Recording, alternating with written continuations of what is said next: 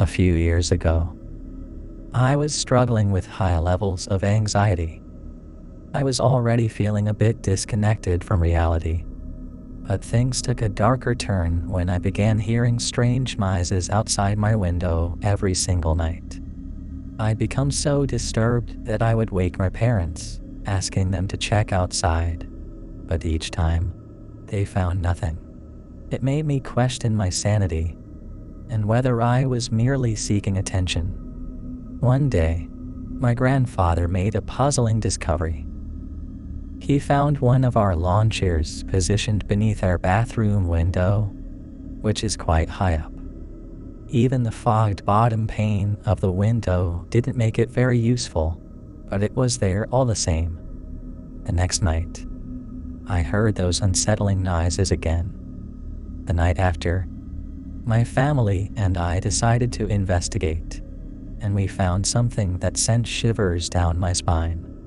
A small stepladder sat right outside my window, positioned just so someone could sit on it and peer inside. On my windowsill, a bag of McDonald's was placed, indicating that someone had been watching me in my room. It was a horrifying realization that a stranger had been lurking at my window, peering through the blinds from a space between the curtains. We called the police, but they couldn't find any trace of the intruder. The subsequent night, I heard sounds once more. I rushed outside to investigate, but there was nothing to be found. In a bid to protect my privacy, I had sewn my curtains together, hoping it would make it harder for anyone to see inside. Then, one night, I heard the distinct crunch of gravel near my window. I couldn't mistake that sound. I tried to react stealthily, pretending to be asleep, and then I quietly slipped out of sight from my window. I pressed myself against a wall, discreetly opened my door, and tiptoed down the hall. My heart was racing. Normally, I would have knocked on my parents' door, but I knew any noise might make the intruder flee. I discreetly entered their room and informed them that there was unquestionably someone outside my window. They weren't upset about my intrusion and immediately sprang into action, getting dressed and preparing a plan. We tiptoed to the back door.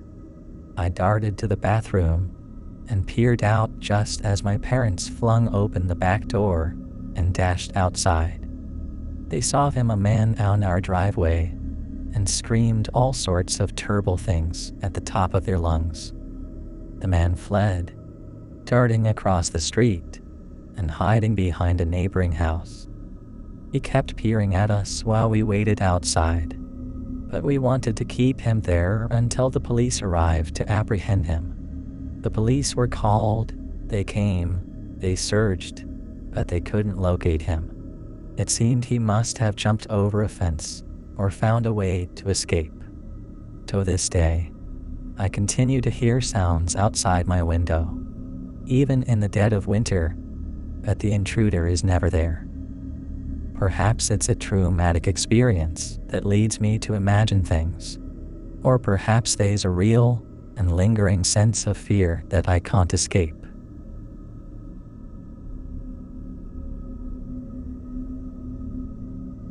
This all started when I was around 20 years old and in a serious relationship.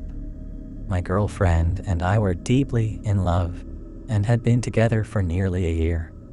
We shared a lot of great moments, but after returning from a vacation in another state, I knew I had to have a tough conversation with her.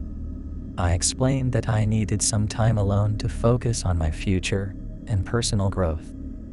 While it was a challenging talk, we mutually agreed to part ways a few days after our breakup. Things took a strange and unsettling turn. My ex-girlfriend, in an unexpected move, managed to break into our house while I was at work, leaving my brother alone at home. To my shock, she made off with some of my most valuable belongings, and left a note behind. In this note, she made it clear that I should meet her later that night to retrieve my possessions. At the time, I didn't take your message very seriously, assuming that it might be an attempt to prolong our connection. However, little did I know that this night would bring about a truly harrowing experience. As I was getting ready for bed, I heard the sound of glass shattering. The noise came from my window.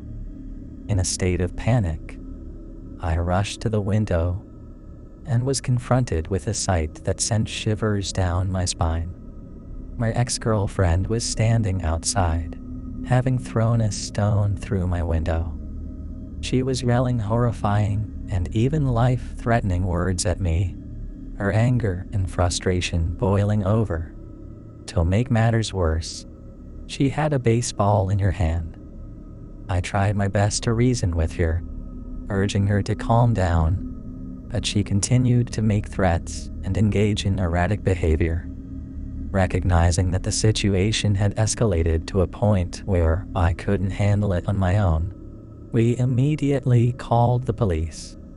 The officers arrived promptly, and after a thorough investigation, they arrested her on charges related to theft and her threatening actions. It was a surreal and deeply unsettling experience, one that I never imagined I would find myself entangled in.